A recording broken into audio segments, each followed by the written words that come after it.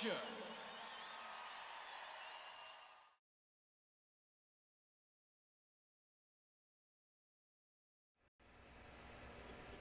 All right, you are on.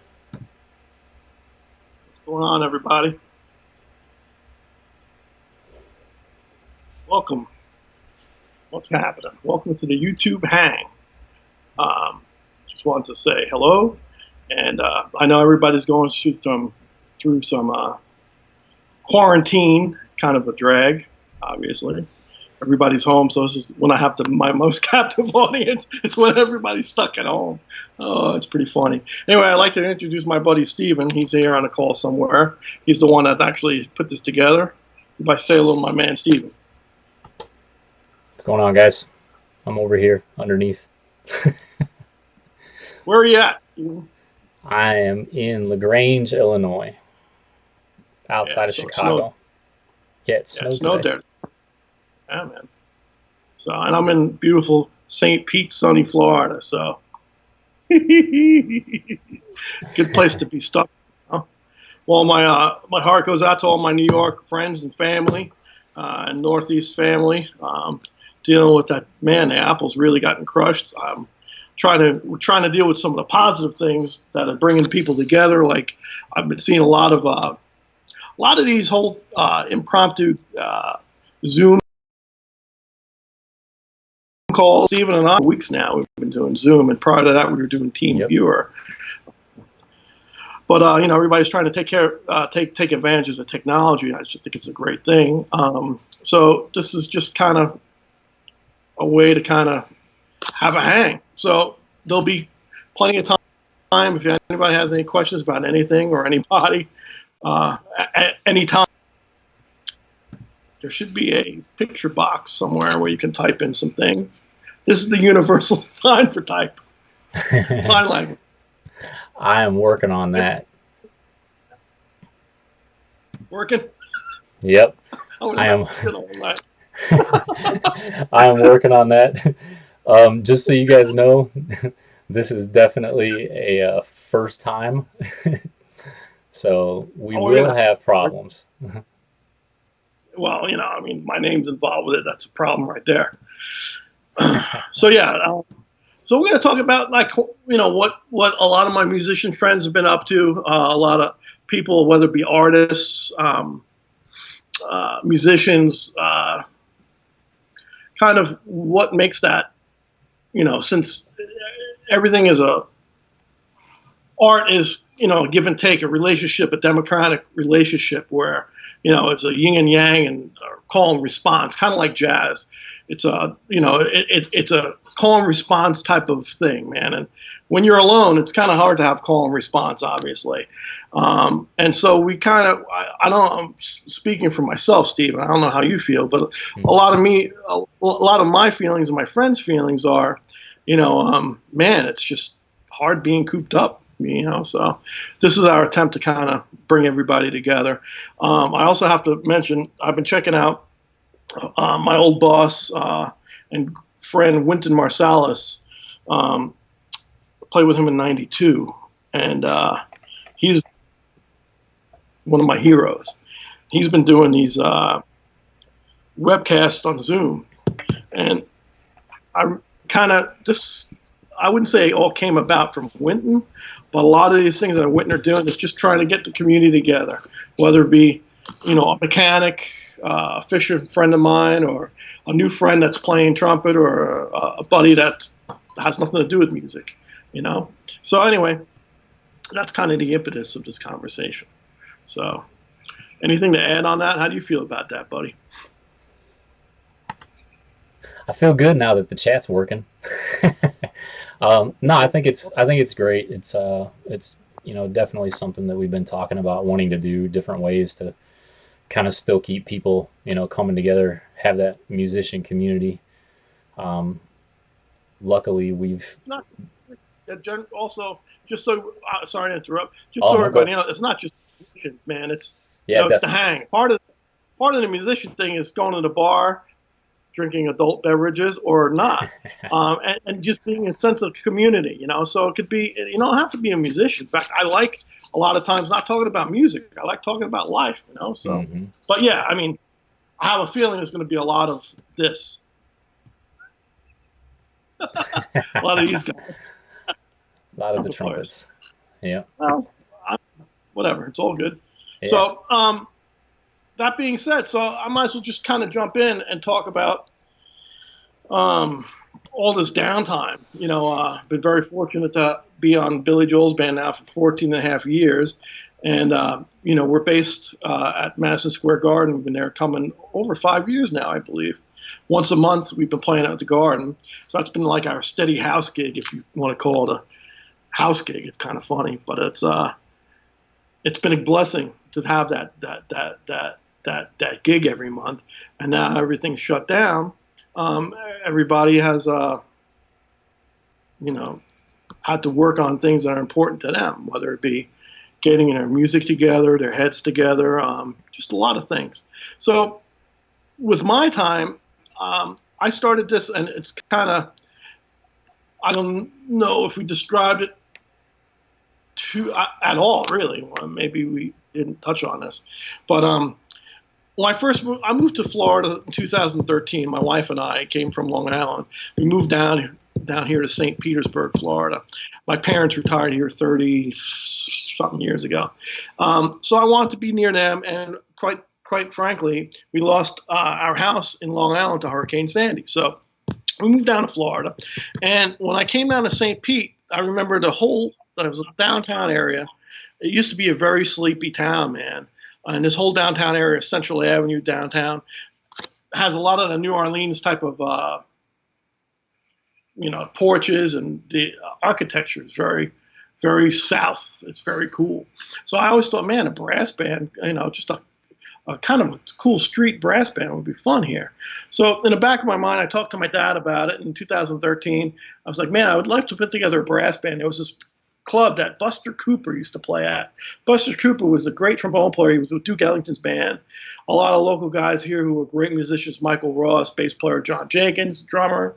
My guitar player with Ted Eye, LaRue Nicholson. He was playing with Buster. There was a club called The Garden, and it was been there for years. And it was like a nice little social club. Everybody went to see Buster. So I was like, maybe we'll do like a New Orleans street parade, second line thing downtown on Sunday afternoons and end up in The Garden.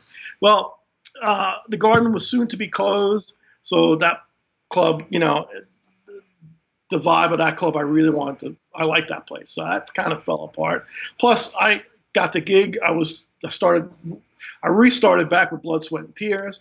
On top of Billy, we were starting to really work a lot with Billy, and Diana Ross I was still working with. So I was juggling I was very fortunate, man. I was juggling 3 gigs, you know, and so the time I was home, I wanted nothing to do with music. I just basically came home, pet my dog, kiss my wife, and hang out, you know, and do my laundry. So I was gone over 200 days in 2013. So that was great. I had a lot of work. So I tabled this whole idea. Long story short, you know, we've been very busy since then. The Blood, Sweat, and Tears and Mrs. Ross went away. You know, Billy was getting very busy, and that's my main gig and my main man. So of course I don't want to lose that. That's, you know, so, you know, when this whole thing happened, I actually started a new band last year called Ted Eye, just a tribute to evolutionary trumpet icons, TETI, a local band here. But we've been doing some things, nothing too crazy, but we recorded a record in August. Long story short with that, I'm rambling, I know, but when this whole quarantine thing happened, I couldn't hang out with anybody. So I'm like, you know what? I woke up one morning and, you know, I was hearing some things in my head. Steven and I have messed with, I run Logic on the computer, and Steven, just like he's doing now, he's great with the technology, man. And so he would do virtual sessions with me, help me out getting, you know, levels and hitting start and stop and telling me I stink, stuff like that. Like, I'll do it over again. So anyway, within a day, we had the whole tune done in a day, basically. All the horns were done.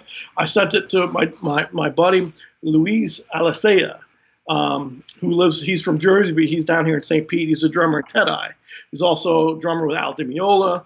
He's a great drummer, man. And not only do I like to surround myself with great musicians, but he's a great hang. He's a great dude. He's just a good person. And so I told him what I was kind of doing. I'm like, dude, I want to release it just to release it. It's like, dude, he had the track to me in an hour. I called my other friend, Mike Del Judas, who's, he's a monster.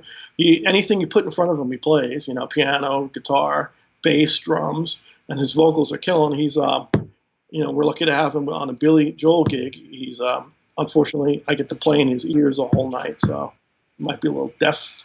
I'm stupid and he's deaf. It works perfect. Well, I called him. He's like, yeah, we'll do it. So I think we waited a day or two and, got his tracks, and it just kind of turned into something. So anyway,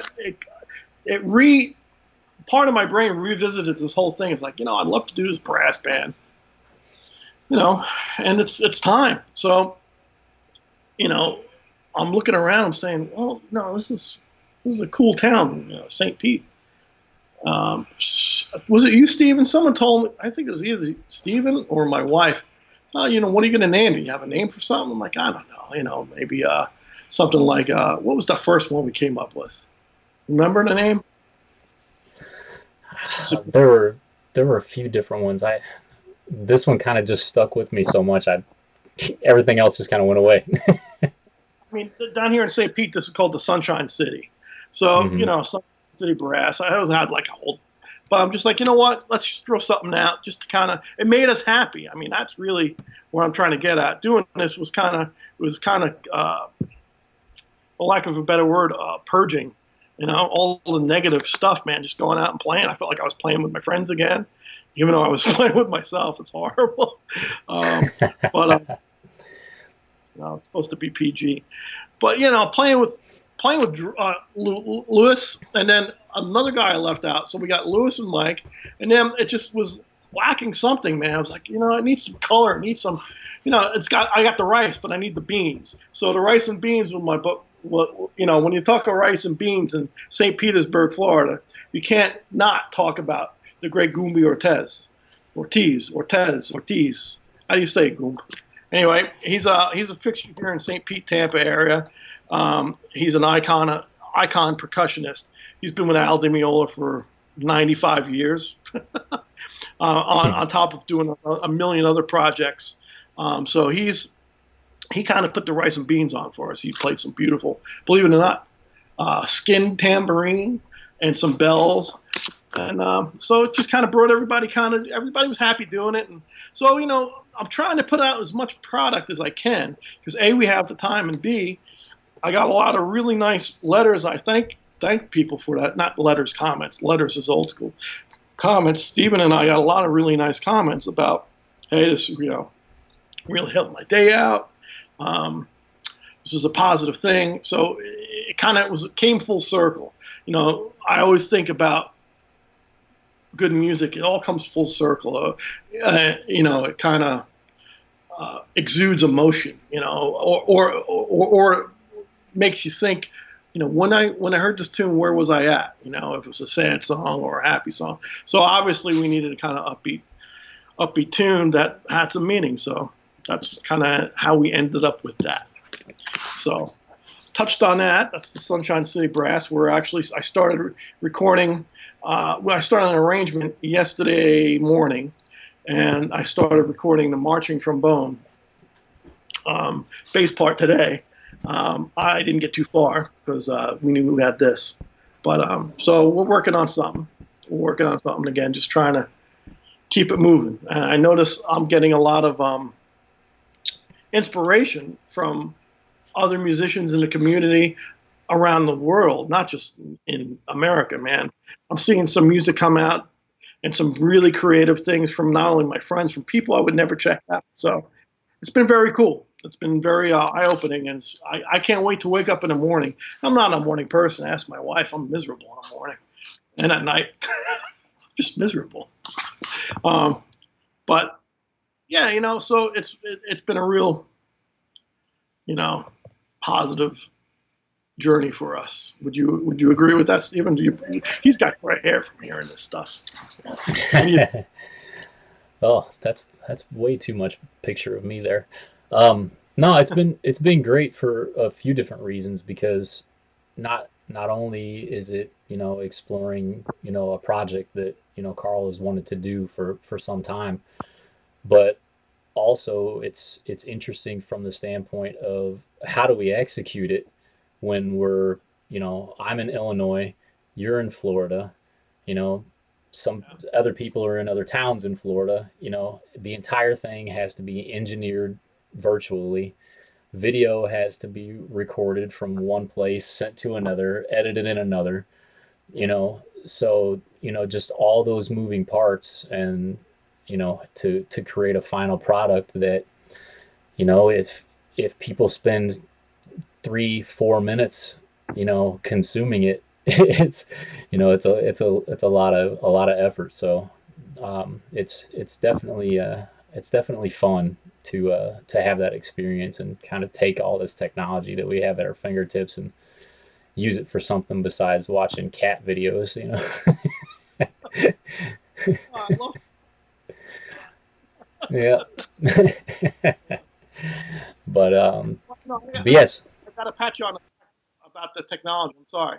So, I try to be as up on things as I can. Stephen, I don't know, a lot of people do notice, and a lot of other people don't know. Stephen's a great trumpet player. But not only that, man, you're a consultant for a lot of major companies in technology, correct? Could I say that without getting killed? I mean, so he's on the cusp of things. And, when I first approached Stephen, like, hey, man, I'm thinking about trying to do this. I have to throw this on the table and just say this. He's like, well, we could do it once and do it right and make it look really slick and make it look like, that we put a lot of time and effort into it. Or we can do it like a lot of things that we see now, the picture box and the box on box. There's nothing wrong with that. But in general, anything that Stephen does, it's 120%. So, we probably, if we were to just throw it out, we could probably have it out in 4 or 5 days. But we just in general, man, it was, for us, it was uncharted territory. But man, I got to give you the gold star, brother. You went 120% with everything. Even tonight's broadcast, we talked about, I'd love to do a hang, blah, blah, blah. And man, next thing I know, we have like a freaking TV studio. It's ridiculous, It's cool, bro. I'm very fortunate, to have you taking care of all the good stuff, man. Thank you. No, yeah, definitely. And it's a fun anxiety, like when you're really taking, when you're really taking ownership of it and want to put something out that's high quality. And I think there's a certain value to not posting. Like we could put something out every single day, and it could be what it is. But the fact that we're taking the time to develop it and things like that, like the Down by the Riverside video, things like that. Things that look polished, Yeah. No, and very cognizant of that right from the beginning. Anything I've noticed that we've talked about, man, it's just, like I talk when I do my clinics and workshops with big bands in colleges and high schools. I talk about anybody, pretty much a band can start a note together.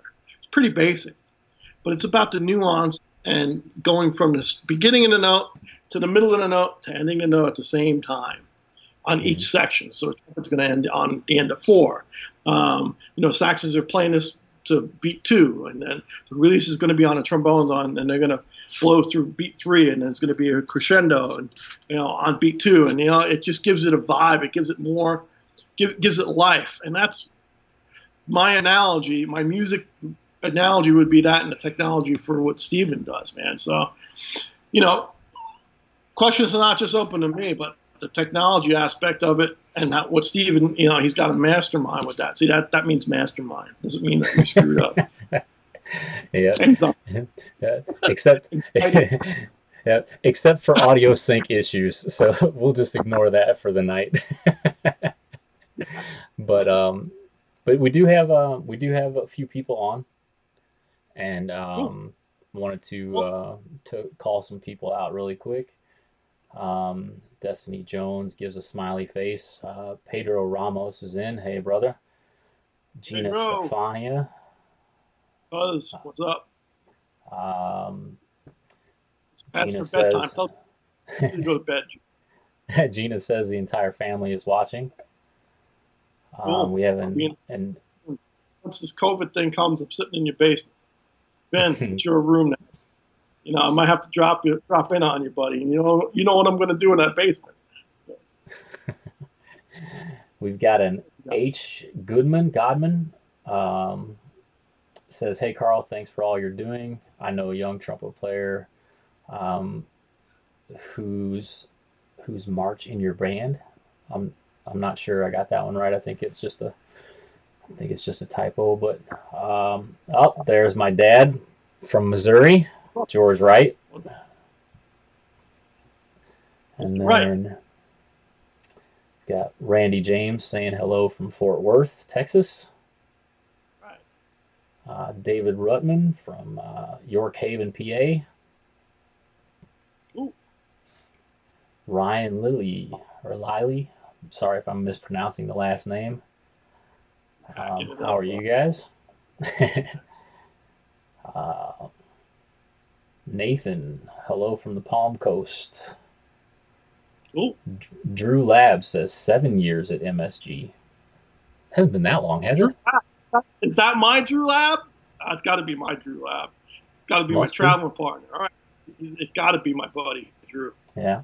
That's my fishing partner. And if it is my Drew Lab, that's one of the head riggers for Mr. Billy Joel. He lives about a half hour up from me. He's one of my fishing partners and travel partner and one of my best buddies. Um, yeah, so he would know. 7 years, Jesus. That's Wow. what he's gray hair. Yeah.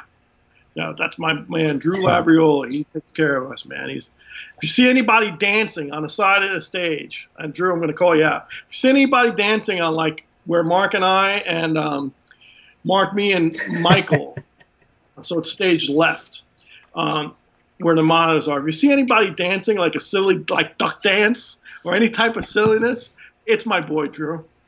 Making us laugh. All right. Um, Pedro, I have a question. It's equipment related. Let me get through all the hellos really quick and we'll come back to that, Pedro. Give me just a minute. I also hit another thing that we left out that we need to talk about, the nurse thing, man, which is very, very important. The front line. Yeah, definitely. And so I'll keep track of all the questions. So give me a couple minutes there, Pedro. Um, Sorry, Pedro. couple of other questions. Actually, this one's a good lead in. Phil, um, Patricia. Oh, Sorry, that's my I'm gonna. wife. All right, so I'm going to tell you, Patricia. So this is Yeah. my man Phil. He's in Texas now, I believe. And hey, Phil, look what I got, dude. Phil has touched his horn. He didn't get to play it, but Phil is a trumpet player, and he went to high school. Check this out. And David Rosenthal, our music director and keyboard player with Billy Joel, he, Phil, I don't know if you noticed, he grabbed me the other day.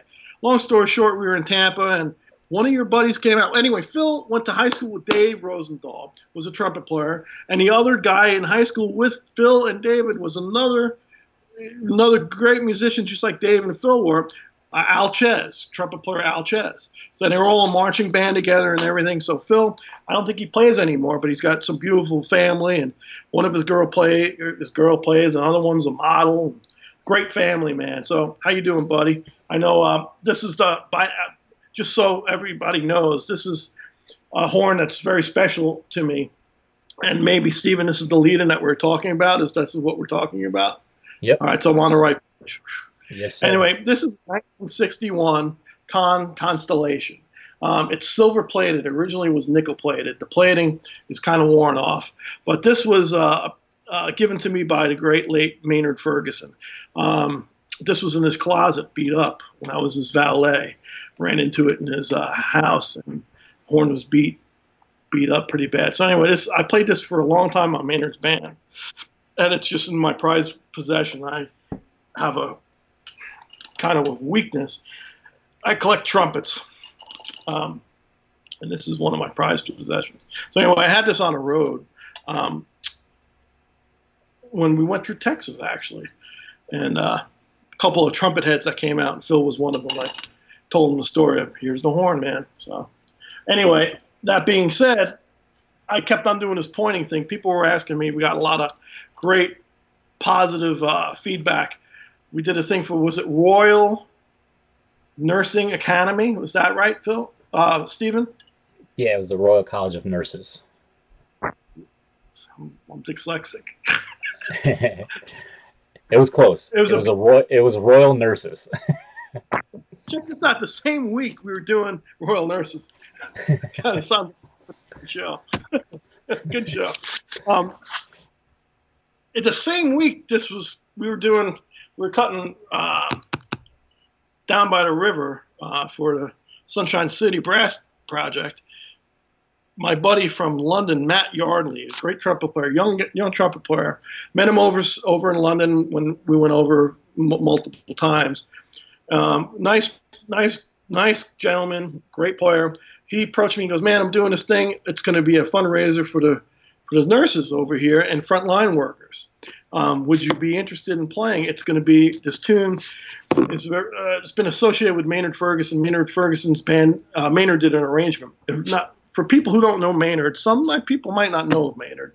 It still blows my mind. I'll go and do clinics and talks at schools, and some people have heard of him, and a lot of people haven't because he's been dead since 2006. Man, can't believe it's that long, right? 2006.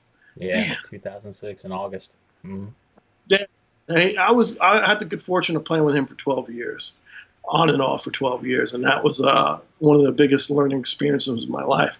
So he had an arrangement of the whole Beatles tune "Hey Jude," and at the end, the whole band, whole horn section, we go out in the audience and play this lick, man. We played a "Hey Jude" lick.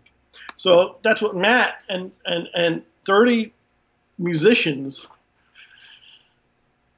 were put together virtually again. Another virtual session happened. He's like, "Send me a track," and it was funny is we had a really bad time that day. We couldn't get on. I couldn't get my Logic, which is my studio software provider. For lack of a better word, it's my equipment that I use to record and stuff. With good microphones and stuff like this. None of that was working. We were having an issue. So I said, "Dude, I'm not even online." He goes, "Dude, just play it into the phone. Play it into your iPhone. A lot of other trumpet players are doing it. Don't worry about it." So anyway, I did it.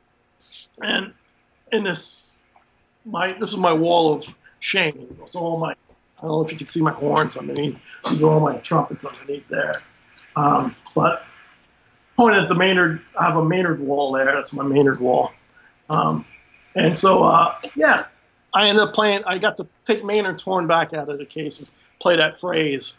And as of this morning, there were over 500 quid. Is it still quid in London or UK, or is it pounds? I don't think it's euros.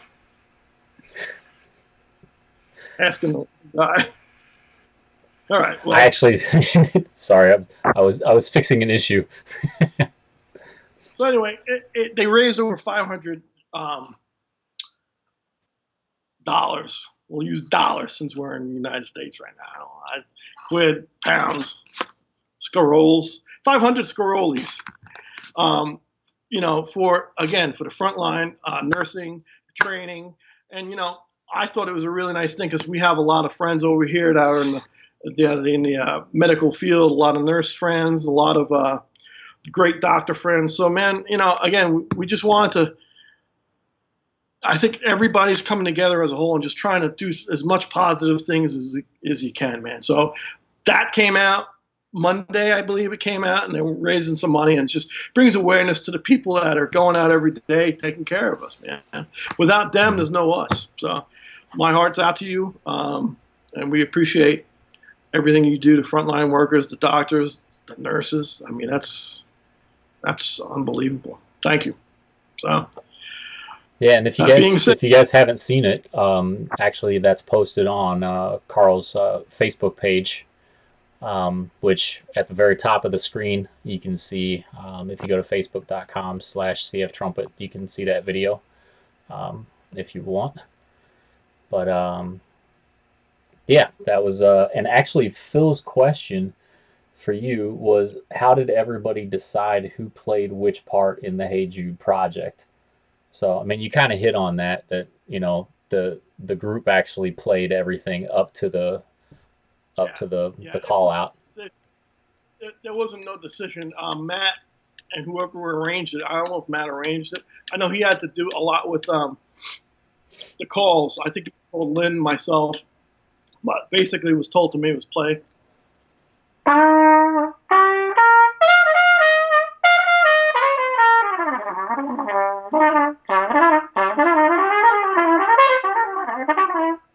Just trying to warm up a little bit. So it was that phrase. So obviously up an octave, a lot of machismo.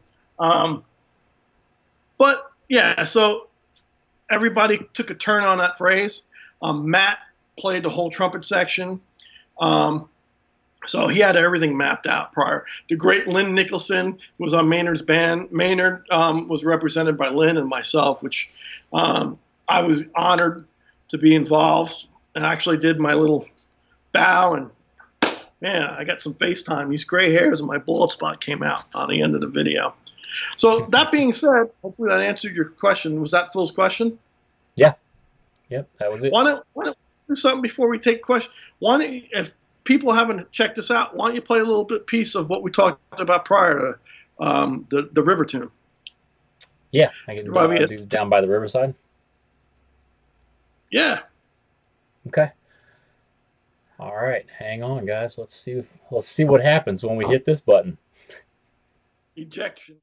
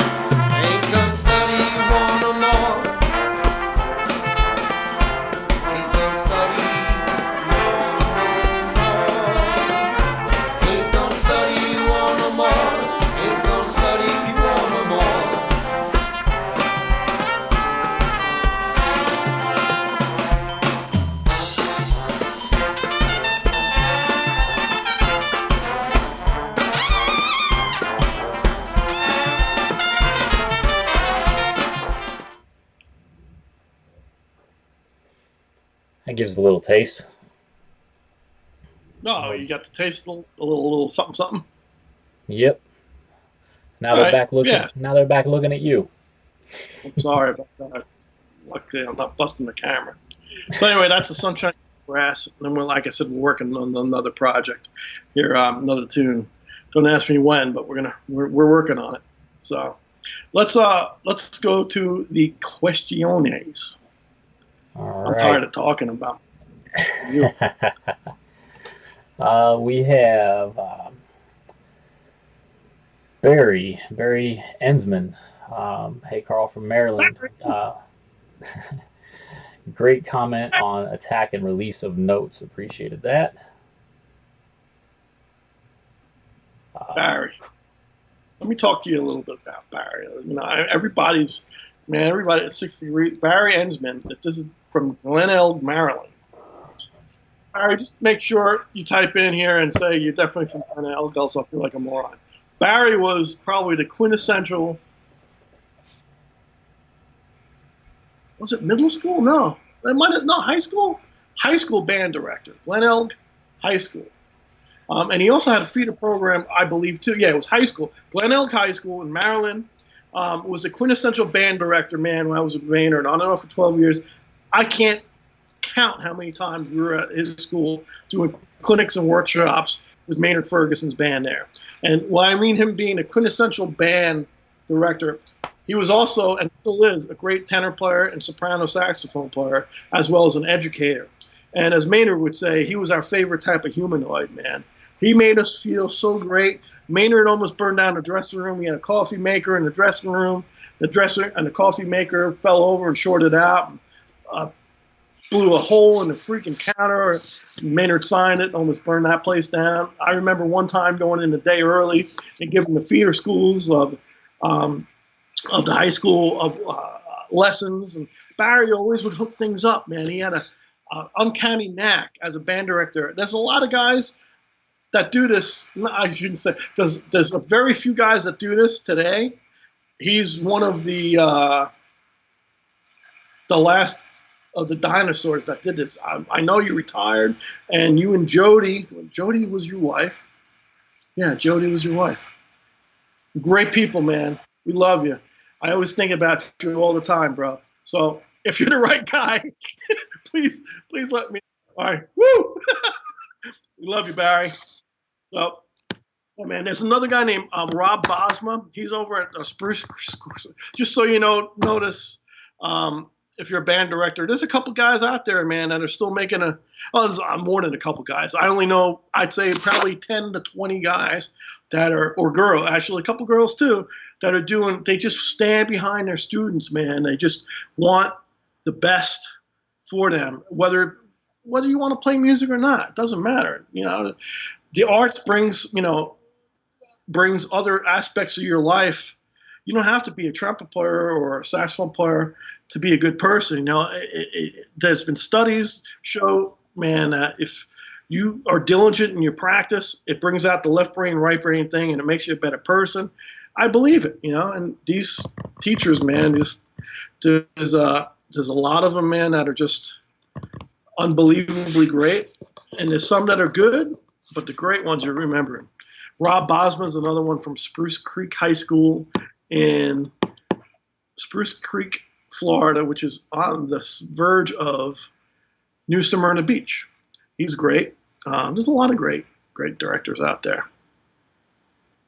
So, all right, I went on a tangent. Sorry. No, that's okay.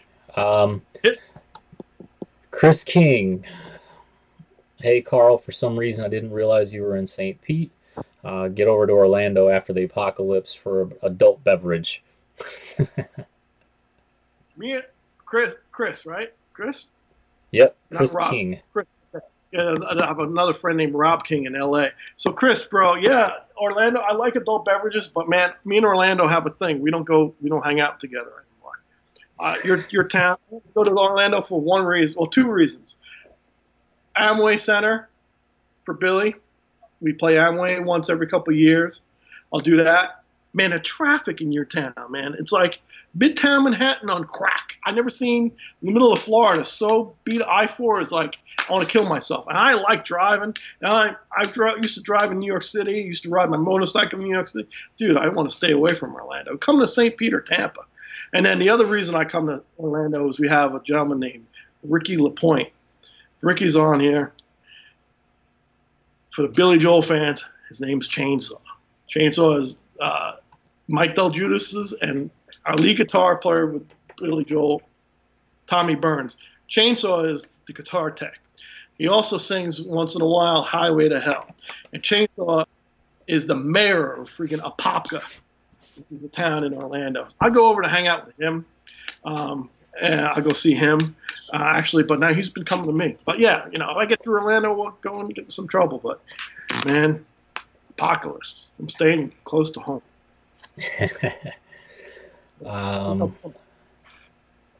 All right, I'll keep going down the list here. Brenda Wright checking in from Shelbina, Missouri. Who that is? Yep. You take that one. Thanks for coming, Mama. I'm reading all of them. David Rutman says, "Yo." What's up, David? Yo. Ryan Hoffman, hey from Florida. Uh, Ryan Hoffman? Ryan? yes, yep, R-Y-A? yep. Stop. Okay, Ryan. So, get Ryan here for a second. Ryan, you know you're my man. Ryan is a trumpet player. Also, he's probably one of the best trumpet repairmen in Florida who I know right now. Ryan has been doing all my work. I tend to have a problem when you look at these horns. I have a lot of them. I think I'm over 35 right now. I culled my collection down, but I got 35 primo horns. Ryan works for another good friend of ours, Steve Buckus, at the Brass and Woodwind shop in Tampa, Florida, up in Lutz actually. And Ryan, man, he's been keeping my collection nice and clean and working in order. However, man, I got to tell you, bro, remember the spring here? You cut the spring when we cut it because it was digging into my hand. Well, it got sharp again. Now you can actually see it. It's digging into my palm. I'm very fragile. I'm fragile. I have very thin skin. But it digs into my palm, bro. We got to fix that. When I could get over there, we got to get a new spring, bro. It's killing me. Anyway, Ryan, if you're a Tampa Bay area horn player, whether it be trombone, trumpet, saxophone, Ryan does all the low brass and high brass. He's great. He's a nice cat, and he has two really cool dogs. Really cool dogs. And Steve is great with the saxophone, man. Steve, I think he's in business now 35 years in that store, and with the Brass and Woodwind store. So I'm a big supporter of you guys. Thanks for hanging out, brother. Yeah, Ryan says, oh, sorry, go ahead. Oh, you have a baby on the way, too, so be thinking positive things. I remember stuff, man. I don't know what's wrong with me. I don't remember what I had for dinner. I don't remember a C scale, but I remember babies in the name. I got issues. Ryan also says, I wanted to say thanks for everybody involved in the Hey Jude project. My wife is a nurse, and it means a lot. Cool, bro. Allison says, thanks for sharing the history of the horn. Makes me feel young again to hear about Maynard. And I tell you, funny thing is, you remember things. Allison was at the quote unquote concert in the cornfield in Canton, Missouri in 1996. And that's where, I don't know if she had seen Maynard in the band before that, but she was definitely there that night. Right, Al. Young at heart. And if you were in the Um, cornfield, you were definitely with Steven, because Steven was in the cornfield back in the day. That was that concert. I wasn't there for that. I don't think I was. You were. I was? Yeah. I was in the cornfield? Well, not literally. Where was this gig, man? That was the one in Canton, Missouri. I remember the college where I almost got you kicked out. Steven and I go back. I remember going to his college. I almost got him kicked out. Me and Scott Engelbright, one of the other nut jobs on Maynard's band, who was a great lead trumpet player and still is a great lead trumpet player in New York City now. Man, we went to his dorm and crashed his dorm and did all stupid stuff and almost got you kicked out of school. But I'm going to let you take the story. Your mom's really proud of this story. Yeah, I'm sure she's ready for this one. Sorry, Mom. No, it was funny. It was the dorm. It was reading week, so everybody had to be quiet after a certain time because people were studying for finals. And I gotta interrupt. Right. The reason I'm interrupting, Steven, back what year was this? This was 96. 96, so it's a couple of years back.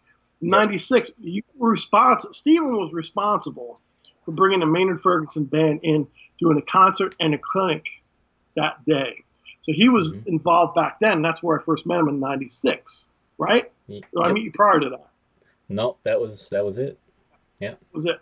Oh, yeah. So we did the concert and clinic, and it was your thing. You brought the band in. It's amazing, and so the after party. All right, sorry. Yeah. Well, let's just say we did the after party correctly. And And because it was reading week and everybody was studying for their finals, um, somebody actually called the dean of the college and said that I was being disrespectful and was being loud after hours. So I got Dude's not brought up. playing trumpet in your dorm at like 4 in the morning. What are you talking about? Listen, the guy that complained, I told him, listen, if Garth Brooks had come down to your house and was hanging out, you wouldn't have a problem. I was like, Yeah, this see, was, we were primed up pretty good, and I remember we ended up playing a whole bunch of rowdy stuff in the middle of the night. So that was yeah, the call, correct? That yeah, you got in trouble. yes, that was it.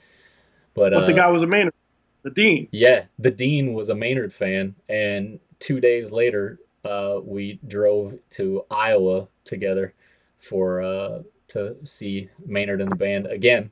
And he's like, "It won't happen again, right?" And I was like, "No." Like, okay, you're good to go. Sitting on my desk. Yep, Two of there's my best Maine. friends, Maynard, Big C, my old man. And this is the same concert. My old man was a trumpet player. There's that horn again. Constellations, playing it back then. And at the Blue Note in New York, we used to play the Blue Note once a year with Maynard. Sitting on my desk. It's all 6 degrees of separation. Winton talks about this too, man. It's about community. I was on this call, on a Zoom call, checking it out last night, and man, some of the things he was saying, I just remember a lot of these episodes. It's just amazing how everybody has, it's just how everything comes together. It's crazy. Mm-hmm. I'll shut up now. No, you're Next good. question. Um, let's see.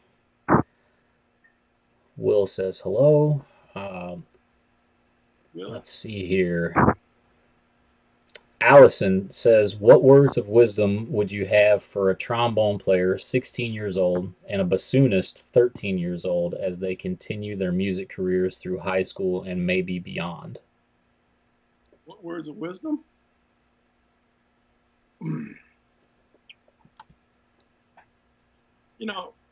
There's a lot of words I could say. Be true to yourself and be true to the music. Um, I'm going to be as positive as I can because right now my wife and I were talking about this earlier, especially the younger children, 13-year-olds, 15 and 16-year-olds. Right now, my niece is 13. She's going to be 13. Or she's 13. And just, not having right now, being quarantined and not having a schedule right now and having uncertainty with this, with being home and not having, not being able to have social gatherings and seeing people and having your day to day. This is a hard time. This affects people differently. And it affects you as a musician and a creative person differently. I know, man, I'm thinking about things I never thought of before. So this is a really hard time to get through, that we're going through. And the words of wisdom is we will get through this. Treat everything, if you can right now, like it's normal. And when it becomes better, it's only going to get better. Try not to dwell on the negative stuff. Being 13 and 16 and playing trombone and bassoon, I got to tell Mm-hmm. you, you have to be very diligent and very steadfast in your studies of those instruments, and and take advantage of this time.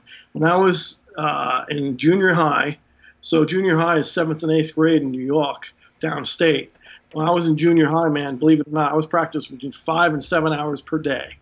Robert Noto actually he's on Facebook a lot. I see him a lot. He was my band teacher. And he used to let me in early, and he also used to let me come in on my lunch break and practice during my lunch break. And a lot of times after school, I'd stay. And then I'd go home and study playing. So, man, right now, you have homeschooling and you have a lot of time on your hands. Take advantage of this. And being that you're playing those instruments, you really have to be better than the average person.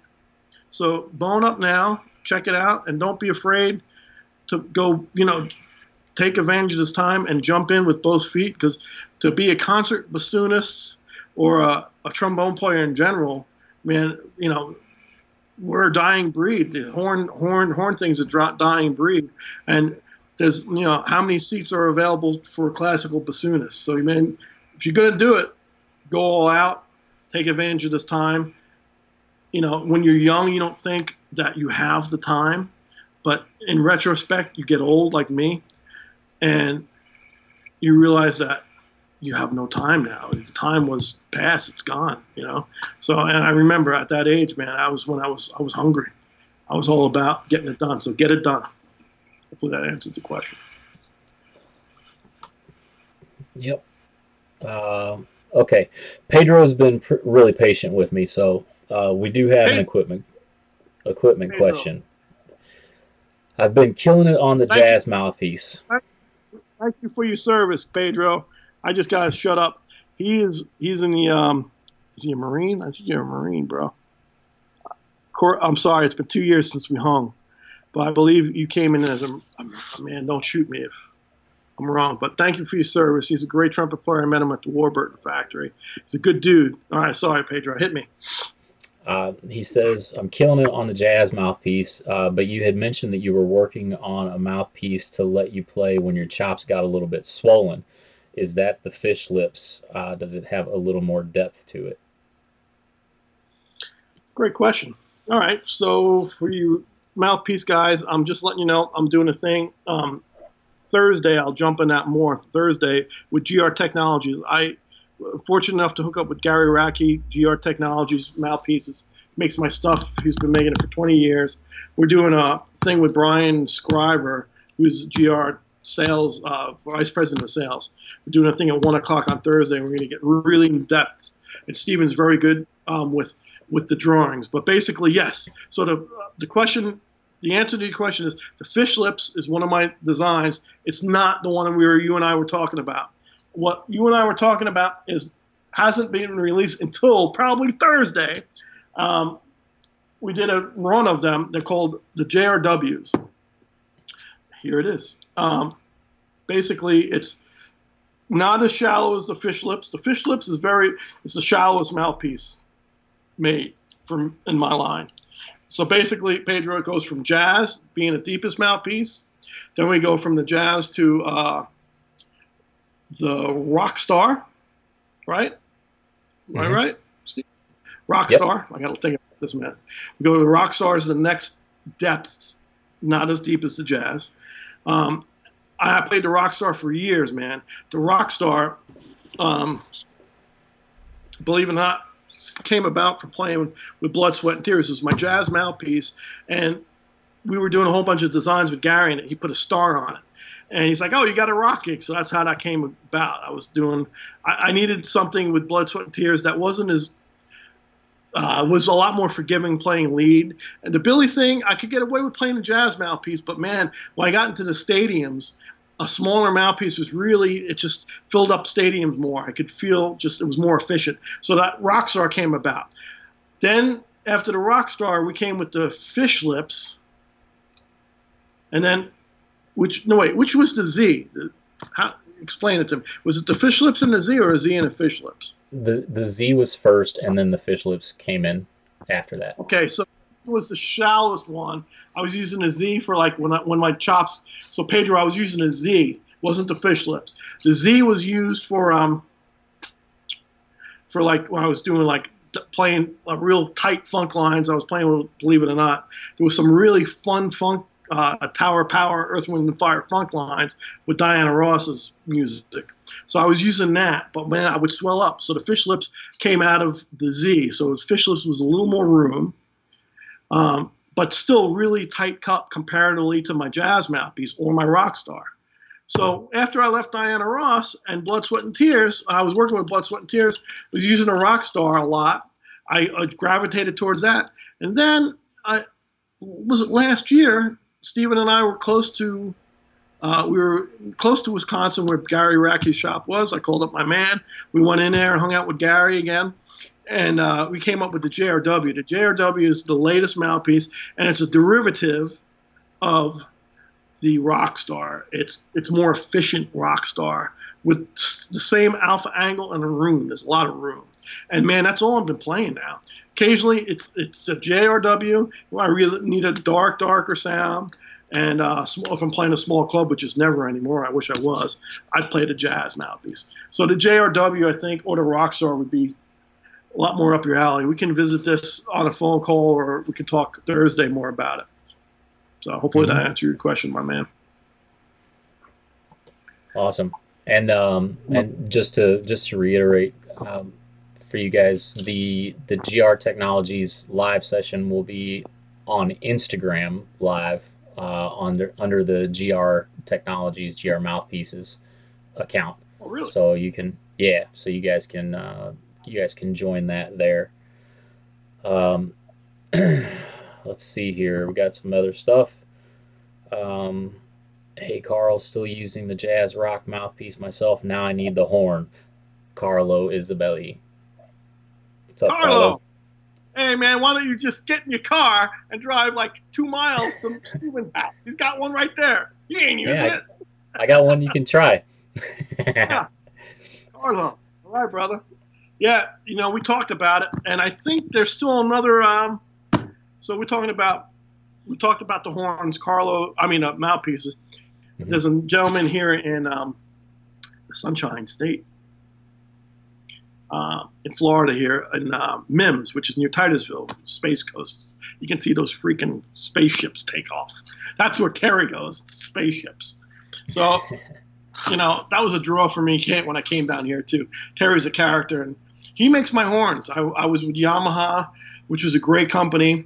And I got to say, I don't know if we have any of my friends from Yamaha here. If they are, I'm going to have a downer. We lost a really great person, a rep. I know him prior to me even being with Yamaha when I was in retail. I used to work on Sam Ash on 48th Street in New York City. And there was a gentleman named Ed Boyer. He was a rep for Yamaha. He used to come in, became instant friends. Throughout the years, he was just a quintessential gentleman. He just passed away. And I know the Yamaha family, man, was very tight. And I still keep in contact with those guys. I've been remiss to say I wanted to call some of you guys this week when I found out about our friend Ed. But God bless that Yamaha family and Ed, man, because that's a big hole and big shoes to fill. He's a great man. So the Terry Warburton thing, when we were talking about GR Technologies, I went over to Terry Warburton to make my trumpets. And he's making these horns for me. They're here too. I play them all the time. That's my main horn. I just got on his Maynard kick because the Hey Jude thing. But yeah, the CF horn, man, it's based off. Guess what it's based off of? This exact trumpet. It's based off my 61 Constellation. I've got 4 of these in the same vintage. But this to me is got the sound in my head, man. And that CF horn has got that plus a little bit more, a lot more efficiency. So yeah, man, I will really, the mouthpiece and the horn for me has changed my outlook on playing. I've become less physical. Even though I still play like a bull in a china shop, it's been less taxing on my body. I haven't had to think about it. It's been more of a connection of a kinetic kind of feel, which is important because I have enough problems trying to get the music out. A lot of times people will say, like my wife says, sometimes I get so excited, like I'm talking now with my hands. I get the same way when I start playing, man. Like I'll start shaking. Like sometimes, everybody, my wife especially, she's like, why are you shaking your legs? My legs get loose and I start shaking. I'm just trying to get stuff out. And for me, though, if I'm not fighting the equipment, if I'm not fighting my head, if I can just get it out, it's a lot more seamless. So for me, I've been very fortunate between Terry Warburton and GR, man. I thank God every day for these guys because it's changed my whole outlook on playing. It's been a big help for me. Hope that answered your question, Carlo. Go and hang out with Steven, brother. A couple drinks in you. You know what I mean? 6 feet apart. Yeah. 6 feet apart. Social distancing. Yep. Have somebody asking, is there a story behind the sweatshirt hanging on the wall of fame behind you? Sweatshirt. I think they're talking about the jacket. Yeah, it's a satin jacket when satin was popular. It's a Maynard Ferguson tour jacket. And that section of the wall right there. It's been a while. I've been in this house 7 years. My wife has been very nice to me and let me have the space over the garage to kind of have my studio set up. So throughout the years, I've changed it. And so anyway, when I first moved here, I put a picture of Maynard on this little, the wall's quartered. So the first guy is my man Dizzy Gillespie way in the corner there. Then where that jacket is, or the sweatshirt is a jacket, that's the Maynard side. And then I got, in the middle there, if you can see the middle, I got Louis Armstrong, Dizzy Gillespie. These are all, well, Louis Armstrong is my man, but around him, this is 5 different horn manufacturers. Selmer, Martin, Kahn, King, and Holton. From the 50s and 60s ads with corresponding model horns underneath there. And then in the far corner there is my man Nat Adderley. He was the most underrated cornet player in the world and one of the nicest guys and teachers I ever had in my life. But yeah, that was the tour jacket I wore for years on Maynard's band. And man, just that wall has just gotten, I put more stuff on there. It's just, it's one of Maynard's hats. I have a suit, that's Maynard Superbone there. This is my horn collect. This is not out all the time. I'm doing tracks for this new tune I'm doing. So this morning I was doing bones and yeah. So that's Maynard Superbone. So yeah, that's my Maynard jacket that goes on the Maynard wall. And of course, to round out the room, you got to have Yankees. My man it wasn't Hank. It was Henry. Was it Henry? Steinbrenner passed away today. Thank you. Henry? No. Man. Someone chime in. I'm having a senior moment. I think it was Henry Steinbrenner. It wasn't Hank. I'm a Yankees guy. I should know this. I miss baseball. So. All right. Got a couple other ones here. Firstly, Pedro says, yes, you're right, Marines. Thanks for what you do for the trumpet community. Hoorah! Hoorah! My man. Nathan says, I attended some of those Maynard concerts in Glenelg many times and met Barry. Ryan says, we're open. Come see us, brother. Thanks for the kind words. Yes, baby boy. Baby boy. All right. Arthur Costa says, hey from Brazil. Right. What's happening, Brazil? Pete Mann, hey from Long Island. Pete Mann? Yep, Pete Mann. The one-man band. Oh, Petey. Oh, yeah, Petey. Okay. What's up, Pete? There's another guy, Peter. Pete. Thinking about another guitar player. Pete Mann's a guitar player that played at my friend's place. He plays everywhere. But when I was living in Freeport, man, Pete has this thing, man. He played at Baracos for years. I don't know if he still does or not. On the Nautical Mile in Freeport, man. And man, great singer, guitar player, entertaining cat, good dude. Go out and check him out. He's got a lot of Buffett stuff. Man, I remember going to Jimmy Buffett concert at Jones Beach Theater, which is if you're a Long Island kid, that's where you go, And so I'm walking through the parking lot, and there's Pete doing the tailgate party, with the Bracco boys, and we had some good times, Pete. Hope you're well, man. Keep healthy. All right. Pete asks if you've been socially distanced fishing. I have. I've been by myself. I fished 4 times, Pete. Pete knows because I used to pull up with the boat over in Freeport all the time. My guys, Drew Lab and Chainsaw and everybody, we haven't fished because, our wives, we want to keep everybody, everybody has the same, we're on this boat together, no pun intended. We all have the same worries, You don't want to be a dormant or a carrier, so you don't want to bring something home to your kids and wife or your dog or your goldfish or your turtle. So I've been fishing 4 times. I like to go more, but honestly, man, I've been working on this music thing. I might make a career out of it. See what happens. Okay, this was a question from back that I must have missed. Somebody's asking, what is your favorite baseball stadium to play in? That's a great question. The one with the biggest hot dogs and Cracker Jacks. I'm going to catch a lot of hell from this comment. I have two. I have three. Top two, though, I'll talk about. The third one I'll touch on.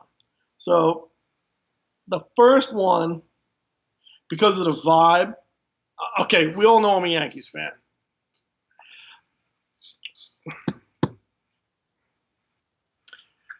Well, I'm going to have to go four. All right, so the first one I have to say hands down was Wrigley.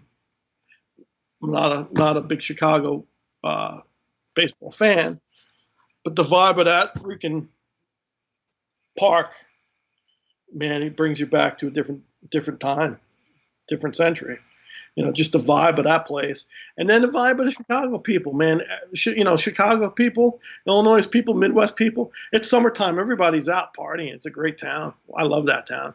I run into Steven. We run into all our buddies, Paulie and Stanley and everybody. We all come out in droves and we have a great time together. But that ballpark has the ivy in the field, just that whole vibe of that stadium, the back street of it. Pulling in, it just has it's authentic, and the people love Billy, and they treat us like family there. So that's number one. Number two, I'm going to catch hell with. I drank the Kool-Aid once. I'm not a Red Sox fan. I love their stadium, and I have to say, with the Billy Joel camp, we go in there, they treat us like gold. They treat us so nice. There's a first class. They are a first-class organization. They just treat us wonderful, and it's the same thing. You go back a century, you walk in the stadium, and it has the intent of the sport. Nothing's fabricated. It's just the real history of it. So the vibe there in the town, it's a great town. So Beantown, I dig. And then I'm going to go into another town because there's two things I do at this place. So Citizens Bank Park. It's a newer park, but the vibe is good because that one is a tailgate mecca before a Billy concert. I always make it a point and grab a golf cart. Usually my friends are out usually partying doing tailgates, so I usually go see them on the tailgates. Plus, the cheesesteaks are plentiful backstage, and there's always some great Italian food that shows up at Citizens Bank Park. Last but not least, the most memorable concert was what Billy Joel's camp tried to broadcast on Friday. I got a lot of flack. I got a lot of FaceTime by accident. They had some technical difficulties, but this is the last play at Shea. Again, I'm not a Mets fan. I almost wore my Yankees hat, but I didn't that night.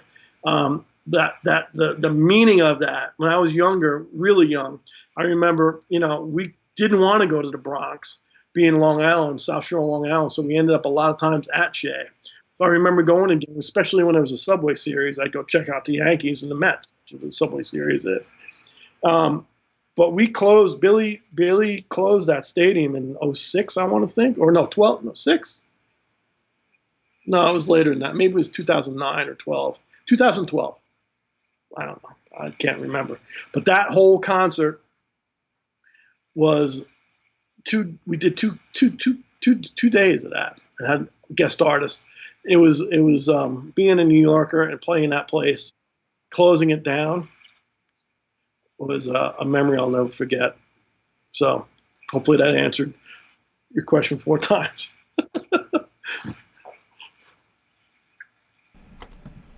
Cool. Yeah. Let's see here. Actually, I have one from Facebook Messenger. Actually, since you're talking about ballparks, what are some of the things you as a musician have to do differently in a setting like that as opposed to when you were giving concerts in a theater in school or smaller venues, things like that? Great question. Thank you for the question. It's great. It's the whole band has to have a different outlook on it on a stadium gig comparatively to a smaller venue. And it sounds crazy calling the Garden a smaller venue. 20,000 people compared to an open air stadium of 30 or 40 or 50 or 60,000 people. The difference in the way you approach it as a musician is, for instance, if I'm soloing, blowing on Zanzibar or Mulberry Street, or even if I'm playing a little lick on the end of a tune like Only a Good Die Young, for me as a trumpet player, I have to think about slowing down and playing very simple. Because the notes, there's a lot, even though we have the best sound men, the best crew in the whole world, I believe we do, they make it sound great.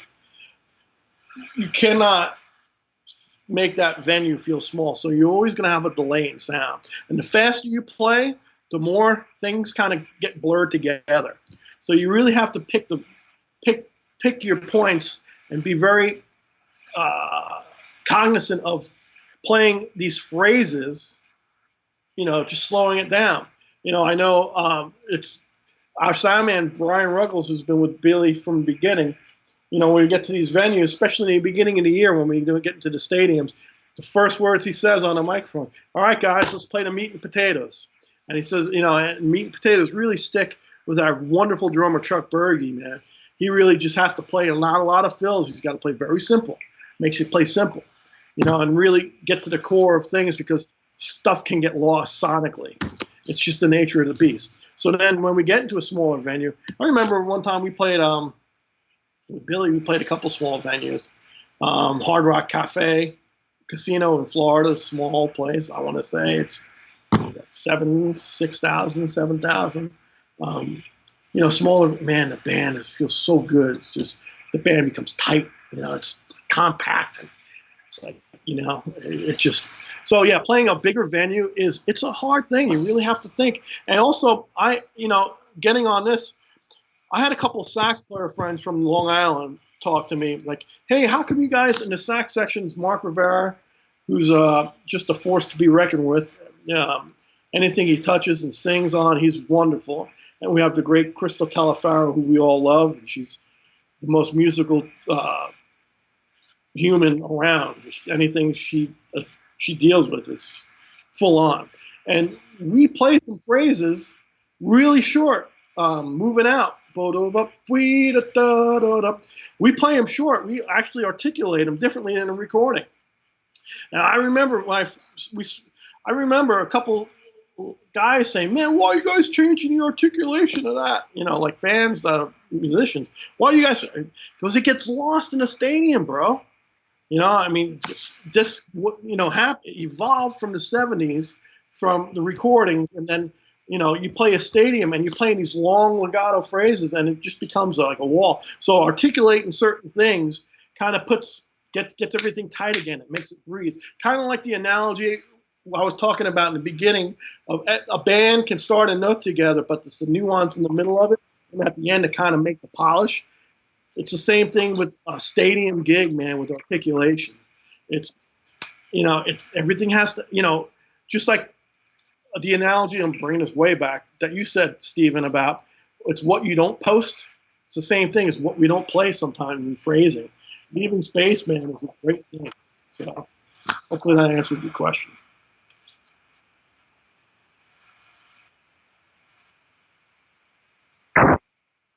I don't know what I'm talking about, though. Really, sounded good. Completely different subject. Do you happen to have a favorite Maynard story that you would want to share from our Train 24? Our Train 24. Favorite story? I have a million stories. Favorite story that I want to share. Well, Stephen and RJ hit me back, or Stephen, maybe you can prompt me. There's so many of them, they run together. Right now, the first thing that comes off the top of my head, it's just so many. I don't even know where to start. Mm-hmm. If you're still there, RJ, hit me up and get a little more specific. Or Stephen, you know my stick. I have a million of them. Anything that sticks out in your head that you think could be prominent or mm-hmm. or good? Go ahead. No. I was I was gonna say that I don't the I think the thing that was interesting, at least for me, from an outside perspective, was the fact that it seemed like he was as much of a teacher to you guys on the bandstand and off. And I don't know if that equates to, an actual story or time that you can remember, but it's Great. Yeah, no, that's awesome. So I'm gonna jump on that, man, because it's fresh on my tongue. So what Maynard didn't tell you verbatim, he led by example. That's the first thing. And for as great as musician that you think you are, and as for as great as Maynard is, it don't mean shit. If you're not a good person and you don't have humility, and do not, if you don't have an attitude, and everybody has an ego, but if your ego is kept in check, then you're cool. And he led by example, So man, he was. I got pictures of him. I seen a picture the other day. It was in my mom and dad's house in a newsletter, a Maynard newsletter. We broke down in the middle of Europe on a tour bus. We had a couple of drinks in us. We all started pushing the bus. In the middle of it was Maynard Ferguson at 68, 69 years old. Got pictures of it. Let's push the bus, man. I can't tell you how many, going to talking about horn design and stuff like this, my Constellation, his MF horns. I remember first being on the band, him inviting me. I was his personal assistant valet for, I guess, 3 or 4 years on top of playing. And I wouldn't change it for the world. Valet means personal assistant for Maynard. So I was with him on a day and day, and it was a wonderful experience. He invited me to Holton Instrument Factory that was making his MF horn. And I remember they were working on him and Larry Ramirez, who was a great trumpet designer. And I'm on this subject. I also want to say two things. I'm going on a really tangent here. But my love and my condolences go out to the great Wallace Roney. We lost with this coronavirus. He was a great, wonderful, beautiful trumpet player who was a Miles Davis protege. Miles handpicked him for as great as his sound was. He was humility. He was a beautiful guy. And of course, the late great Ellis Marsalis, which is the dynasty of the Marsalis family. His vibe is and love is, just ridiculous. So Maynard was. They all kind of had the same. Again, humility comes. It's the only word I can describe. And man, we went to this factory in Larry Ramirez. Why I bring up Larry Ramirez? Larry was the horn designer for Maynard. He was the horn designer for Miles Davis. He was the horn designer for a million different artists in Holton LeBlanc. And so Maynard asked my opinion. I'm new on the band. I'm his valet. What do I know? He's asking me about horns and showing me different things, and Larry showing me different things. And at that time, Wallace Roney, and who's doing a Miles. He just did the '92. He did the Miles thing with Quincy Jones. So man, he was at that time. Wallace was traveling a lot, always playing great. But Larry brought out he reissued the Martin Committee trumpet. I remember Maynard playing some Martin Committees and saying to me, one of my best favorite horns was a large bore Martin Committee. So Larry has a museum at LeBlanc, takes out this large bore committee trumpet, lays it in Maynard's hands, play it. Unbelievable, great. Has a reverse tuning slide. I play it, it's the best Martin Committee ever played. It's amazing. Put it back, that's what I want. Larry makes a reverse lead pipe for Maynard on that MF one. That's what I actually have one too from that era. So I'm playing. I wasn't playing Maynard's Con yet. I didn't find Maynard's Con yet, but this is how thoughtful Maynard was. I was only on the band maybe a year.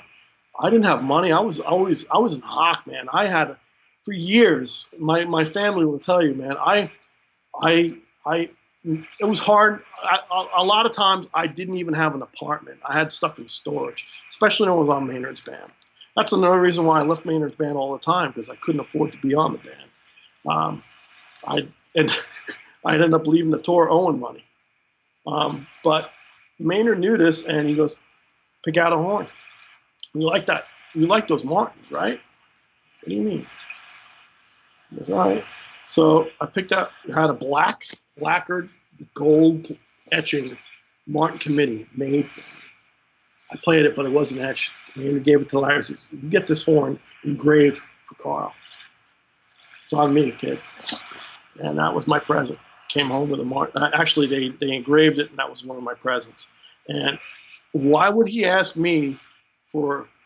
Again, I wasn't dealing with any trumpet. I was just trying to play my parts, man. Especially in that band, it was a very hard band at that time because, man, Maynard. At that time, when I first joined Maynard, he was having some chop problems, and some of those things.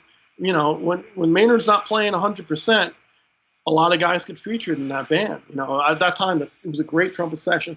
John Owens was playing second trumpet, who lives in New York, and Joey Cartel was playing the lead. Great school trumpet players, really school. Joey played great classical. So did John. And played great commercial. Here I was, not a studied musician. Maynard's bringing me to the factory and laying me on a horn. It made me think about things differently. I'm like, wow. So humility. And same thing with Wallace Roney. He's just a nice, sweet guy. And Ellis was the quintessential guy who gave you a shirt off his back, man. So hopefully that answered. I went on a left to right path on that one. But. All right.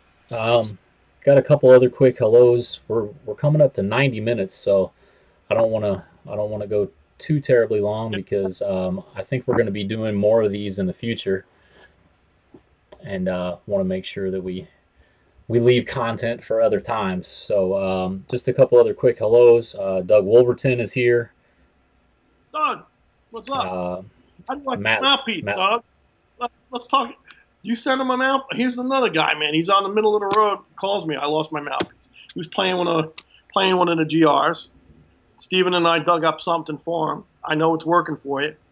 Let me know, bro. I know Steven's been trying to get in touch with you. Hopefully it's working out for you. I see you were in Florida a whole bunch.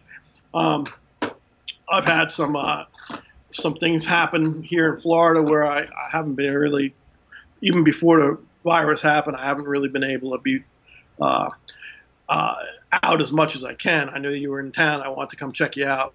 But hopefully it's working out for you and doing well, and you and your family are feeling good, brother. Good. I'm glad you're on here. Thanks for coming, bro. Yeah, he says he's loving the rock star. Cool. Awesome. Thanks for all you guys are doing. Please tell Carl hello from Carson. CF horn number 25 should be arriving any day. Happy birthday, Carson. I know it's your birthday coming up. Carson played all these horns here. I actually had them. So this is the Ted-Eye. I explained earlier about the Ted-Eye project, which is that's the Ted-Eye collection. The Ted-Eye project is tribute to evolutionary trumpet icons. It's a new record we're coming out with. Hopefully within the next 5-6 months. We got deterred with this quarantine and this new band I'm doing now. But the Ted-Eye horn collection, again, I have Superior Pacific trumpets, that kind of lend themselves to a certain sound. And Carson came down with his parents and played all my horns. We went through them, and man, he's just a good guy, man. He's studying with Aaron Ram, who's a great classical trumpet player. His father is the infamous Ronald Ram from Canadian Brass. And so he's studying with Aaron. He lives down in Florida here. And so, yeah, you bought one of the CF horns. I know they sent it to silver plating.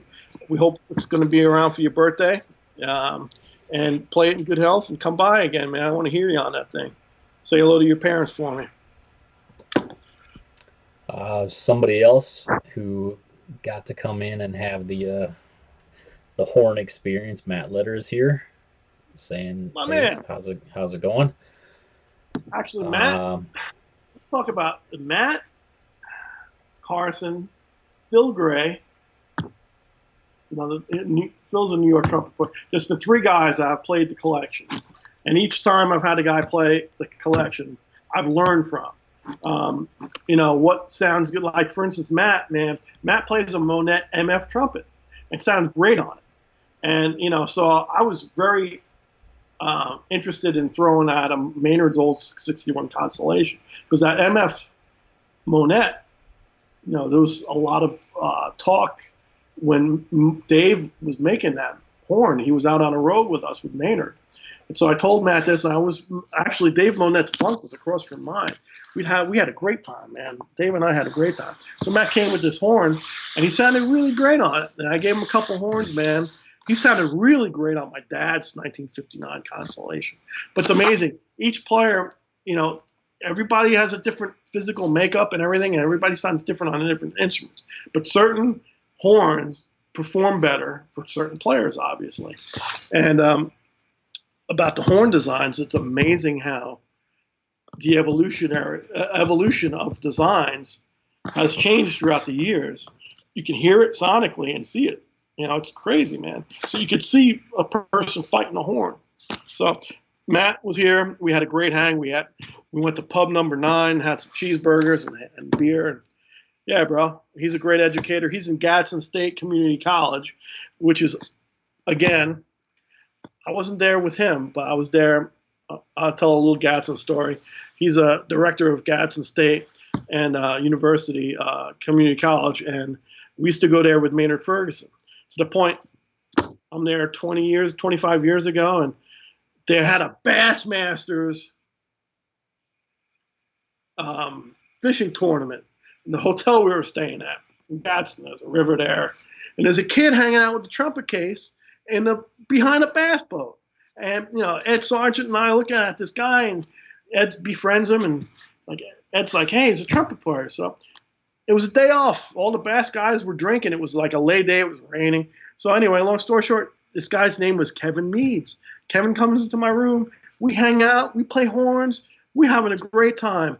He's in high school at this point now.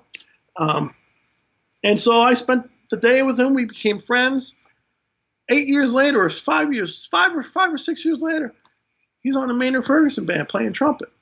He leaves Maynard's band. He gets the gig as a valet and trumpet player. He plays really good, man. He decides he doesn't want to play trumpet anymore. He goes to Musicians Institute. He wants to become a manager, agent. He gets the gig with Snoop Dogg. He goes out with Snoop Doggy Dogg for years. He has enough of that. He leaves Snoop Dogg, and he works for William Morris as an agent. He works for William Morris. They just made him partner. He's partner of William Morris Entertainment.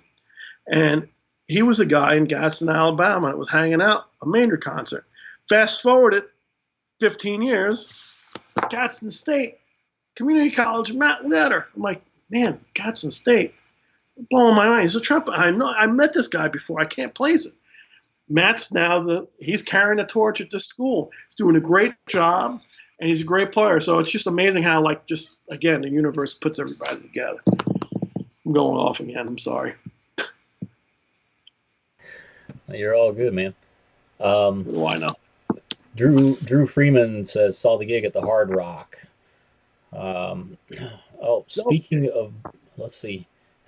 of boats, in Hollywood, Florida, MF signed my boat coasters, and you took one. My boat's name was the Double High Seas. Really? You gave it to me? Or did I steal it? Because I stole it. It would be on my desk. That's what I got now. It's a Terry Warburton 45. I remember something like that. Yeah, I'm sorry. Did I not give it back? I don't remember. I always remember something going on. A lot of times I remember too, man, we do Maynard would do a autograph session at the end of the concert. I remember a lot of times, man, he'd be there for hours upon, he'd be signing and signing. Then all of a sudden the rug would be pulled out, like we play in a school and the janitor would come and we'd have to get out, So Maynard would stay there, man. But once they'd get ready to shut those lights off, we were on the bus, we were out. It's a good story, man. I'll look through my Maynard stuff if I find it. I'm gonna bother Steven about it. High C's, I like that. Cool. All right. I think we're just over an hour and a half, so I'd say let's call it a win. We What do you appreciate say? everybody. Yeah. A couple things I want to talk about before we leave quickly is we've had many comments about us trying to do something weekly now that we have the time. If this is something that interests, if there's interest here, and I'm sitting doing nothing, let me know. Let me know if this is something you guys are interested in doing, if I can help out in any way, or just to get your mind off what's going on here in the current status of our world, man. Just trying to be positive. I think everybody needs it, including myself. I appreciate you guys coming. Steven, what do you got to say, bro? The best way, just I got to put my business hat on for 1 second, but the best way for you guys to keep up with everything that's going on here on YouTube, right down over, how can I do it? Over here, there's a like button and a subscribe. That way you guys will get notified every time we're going to do something here on YouTube. Also, as always, Facebook, Instagram, Twitter are out there.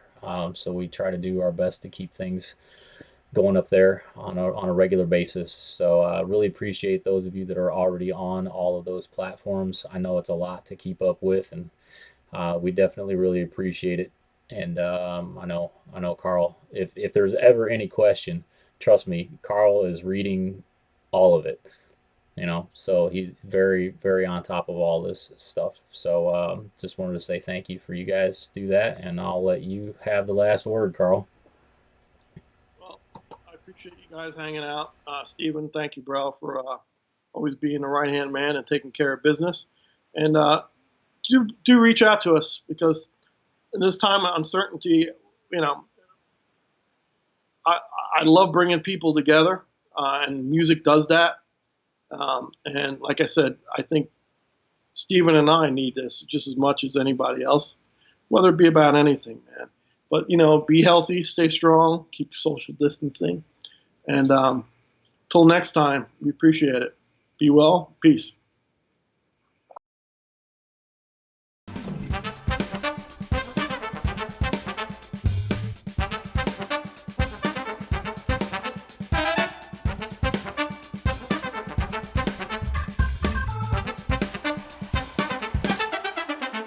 Mr. Carl Fischer.